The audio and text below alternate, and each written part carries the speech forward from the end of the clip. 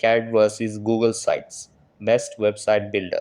Hey guys, in this video, I'm going to compare and tell you about the pros and cons of CAD and Google Sites.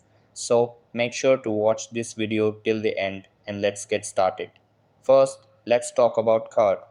CAD is a simple, responsive site builder perfect for one-page websites, portfolios, and landing pages.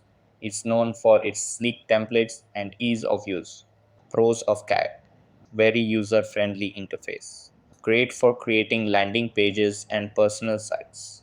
Affordable pricing with free and pro plans. Offers a variety of modern and customizable templates. Good performance and mobile responsiveness. Cons of CAD: limited to single page sites, fewer integrations and advanced tools, not ideal for blogging or multi page websites. Now, let's talk about Google Sites. Google Sites is a free website builder that's part of Google Workspace. It's mostly used for team collaboration, basic websites, and internal documentation.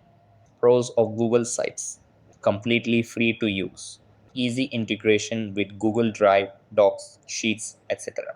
Good for internal company sites and basic web presence. No coding required.